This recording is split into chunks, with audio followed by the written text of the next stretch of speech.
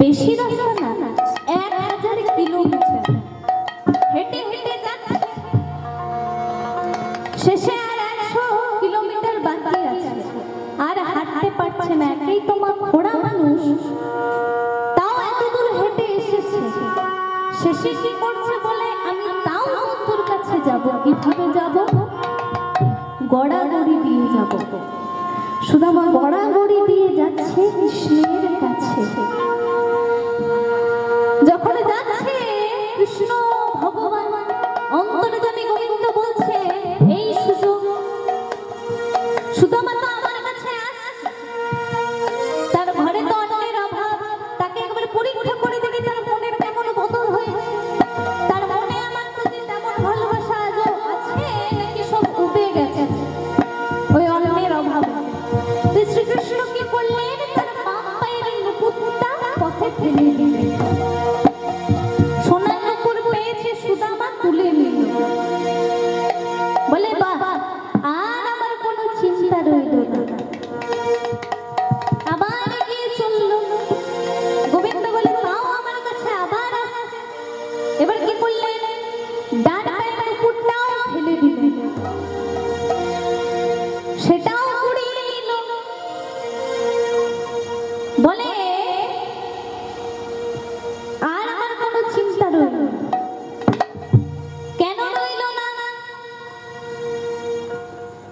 না, আমার বন্ধু কানাই আমাকে সংকেত দিয়েছে, সুদামা রে, যদি আমার কাছে আসবি এই পথ ধরে ধরেই সুদামা গড়াগড়ি দিয়ে কৃষ্ণের কাছে চলে গেল। যেই না দাঁড়িয়ে এসে পৌঁছেছে, দাঁড়িয়ে বলে, কিধার যাবে, কোথায় যাবে? সুদামা বলে, কৃষ্ণের কাছে। কে কৃষ্ণ? না বলে, আমার বন্ধু কৃষ্ণ।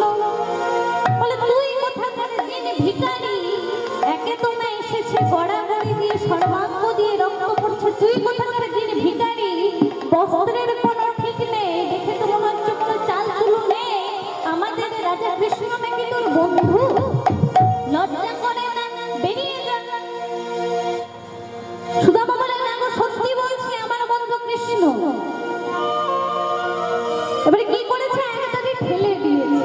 সুদামা অচৈতন্য হয়ে পড়ে গেছে, এবার দাঁড়িয়ে গেছে কৃষ্ণর কাছে। ভয়ে কাঁপতে কাঁপতে বলে, মহারাজ ক্ষমা করবেন, এই সময় বিরক্ত করলাম মহারাজ।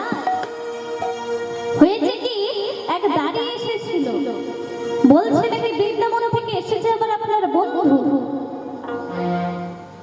তো মহারাজ একটু ভুলে ধাক্কা দিয়ে ফেলেছি তো, পড়ে গেছে, মনে হচ্ছে না আর বেঁচে আছে বলে। কৃষ্ণ তো বুঝে গেছে, বলে, ও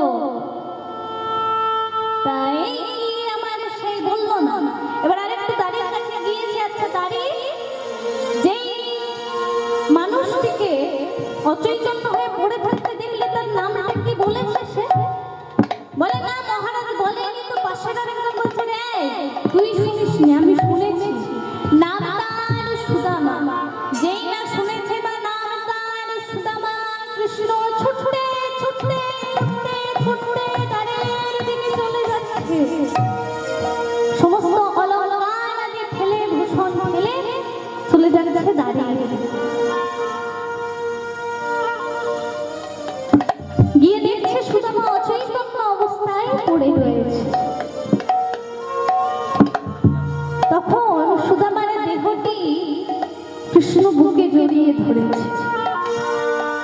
রুক্মিণী বলে, স্বামী, একটা ভিখিরিকে ধরে কাঁদছো, বুকে জড়িয়ে ধরে, লোকজনে দেখলে কি বলবে? এটা কি ভালো দেখায় একটা রাজা ভিখিরিকে ধরে কাঁদছে? বলে, ওগো, এই যে সে